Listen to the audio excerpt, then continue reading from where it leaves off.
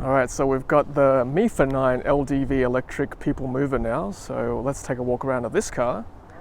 And this is the one I'm also excited about too, because this will certainly compete with the Kia Carnival, which is obviously the segment leader in Australia. Look at that, FIFA 9 pure electric people mover. So there's some specs inside the vehicle, so we'll go and take a look at the specs once we're a bit more inside the car, but there it is on this side. Sorry, I can't quite walk around there. Parking spot is a bit tight. I'll try and zoom out. I'll step back a bit. There we go. There it is there. Mifa 9, SAIC motor, SAIC motor, Ldv, right there. I mean, people movers are what they are, right? They're not super sporty looking. They do the job. That's what they're there for, to move people. But yeah, there it is from the back, 3/4 view. And like the Ute, I think you probably have to unlock the charge port. Oh no, this one can actually push out, so we can have a look this time. Very similar to Ute as well. Got an AC component, DC. There you go. So that's it there. And I like the fact that they're covered. Actually, I wasn't a fan before, but now seeing that they do protect from the elements, not a bad thing. Push in, and yeah, we'll explore inside the cars a bit later on. But there you go, walk around of the Ldv Mifa 9 people mover. Fantastic. All right, let's step inside the driver's seat now. Okay, here we go, walking in. So let's see what we can find on the driver's door. So yeah, there's sort of silver titanium kind of trims, make it look a bit nicer. Same with that on the edge there. A bit more well appointed than the Ute, of course, but yeah, nice design. Again, similar to the MGZS. I guess they're all designed very similarly. All right, so there we go. Wing mirror control. Got windows, little compartment there. Boot control from there as well. Let's give that a test real quick. Look at that. There we go, opens up. 90-degree. Okay, so have a look here. We've got, for the bonnet opening, pedals, footrest, floor, seats, holes. Does that mean it's ventilated? We'll find out soon. We've got lumbar support, electronic controls here. And that's... They're about to start the presentation. Alright everyone, we are in the Mifa 9. Mifa 9 people mover from Ldv Motors. We're going to go for a drive around the Southern Highlands. Let's go for it. Alright, so away we go. And many thanks to Ldv Motors for letting us drive this today, and also the electric Ute, which I'm looking forward to as well. So left hand indicate, and the right stalk is for all the gear controls, which I like. It's very reminiscent of the Tesla. And wiper controls are on the left as well. And they've kindly provided us with the navigation today as well. I like this center screen. We've got the Apple CarPlay running, of course, and AC is here too. It's on auto. We'll put on auto. That way we don't have to fiddle too much with it. Where are we? Let's go auto. Yes, let's do its thing. All right, away we go.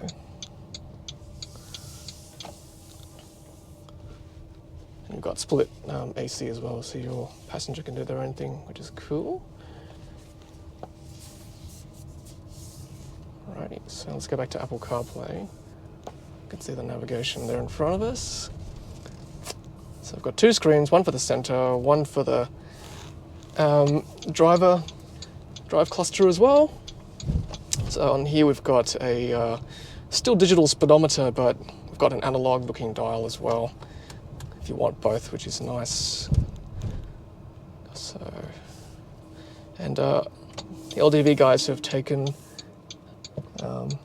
great pains to tell us that this is actually still a pre-production vehicle.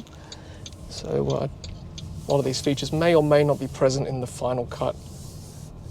We may also get some new features also as well.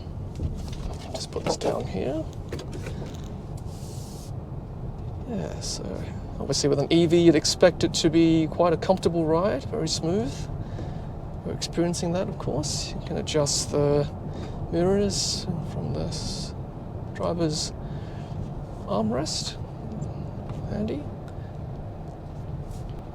Right, so be careful to obey speed limits, of course, today we're on public roads. So air conditioning vents here. It feels good over here. Sort of softer material. White stitching, trim. Quite a lot of headroom, of course, being a people mover.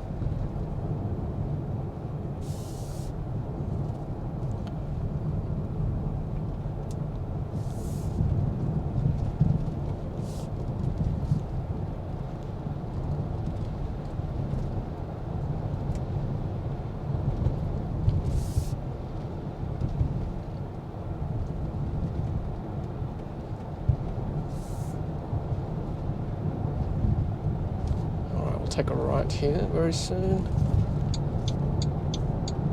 Got that half click. Indicate 3 clicks.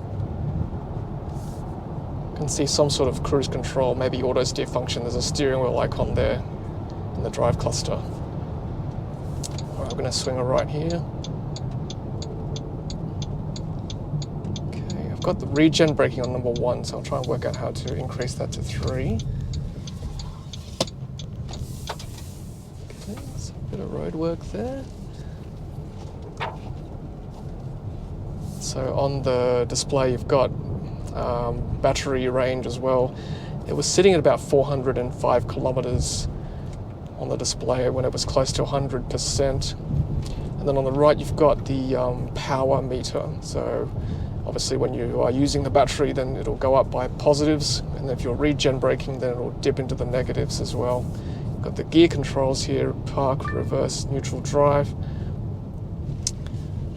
And we've got the regen brake setting too.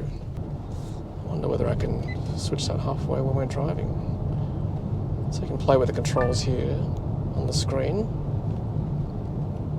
as well. There you go, some system settings for the screen. It's handy. Got the cameras. Okay, so 360 degree not available while driving. Vehicle is moving too fast. It's good to know. You've got the music. This function can only be used when the USB device is connected. Again, this is a pre-production model, so I assume the radio and things may not be configured yet. Bluetooth for phone. And go back to the main screen there. Then Apple CarPlay will have the map function. See some more stats on the screen here with the trip computers, travel time, distance, power consumption in kilowatt hours per 100 kilometers, instant power consumption. You've got tire pressures. Yeah, very cool. And back to speedometer.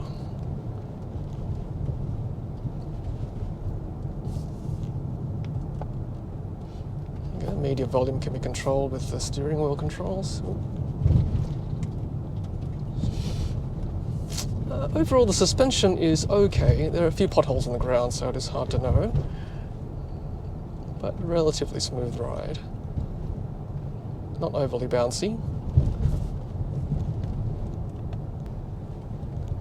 Sorry, Angela, I'm going to give it a little boost to the accelerator pedal. Yeah, sure. A little bit of torque there with the accelerator, as you'd expect with EVs. Just saw that electric Ute passes. Yep. See that, everyone? It's the turning. Yeah. That'll be our turn soon. Okay, so I don't have the regen on full, so I've had to use the brake pedal. To work out how to adjust that later. Stick out a little bit more here. There we go. How's the turning? It's good. You know, for such a big vehicle, I don't actually notice it too much. I don't feel like I'm driving a people mover. It's actually quite a nice ride as a driver. Stop.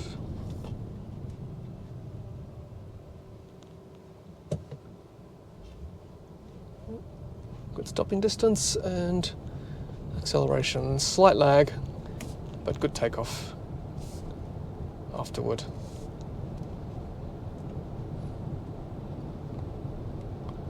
Look, I think this vehicle will do well, as they said in the presentation earlier today.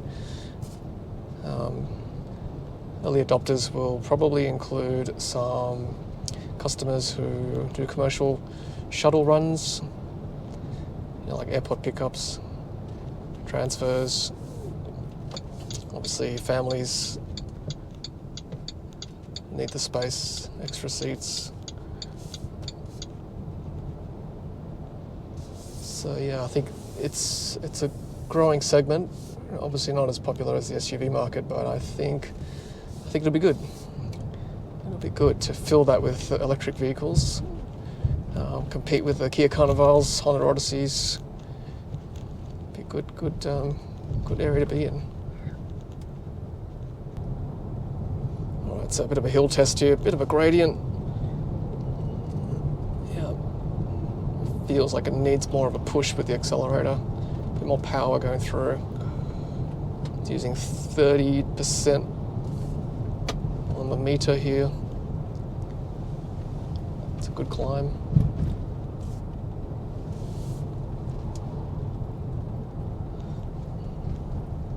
Oh, this is a great test up this hill. No problem.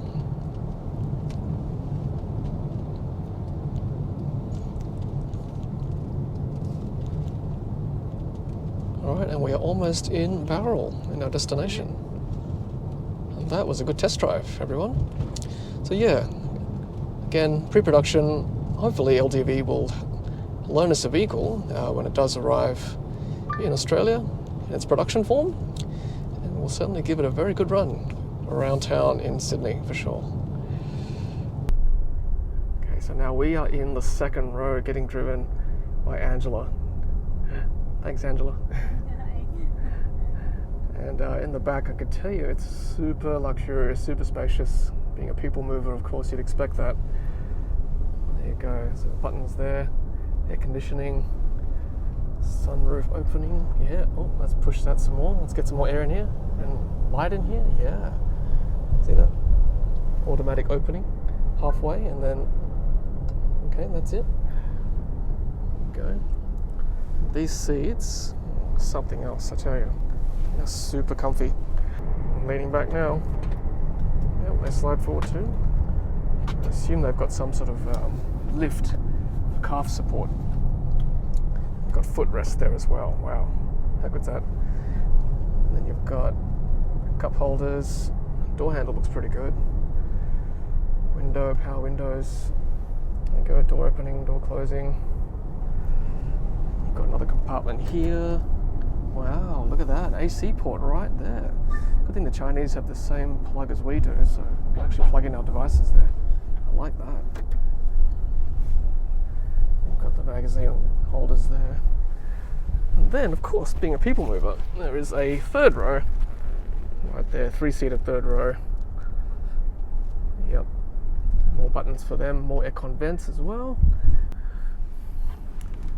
There we are, that is the very spacious second and third row of the people mover, Mifa 9, electric from LDV. Very nice. For 1.5 kilometers.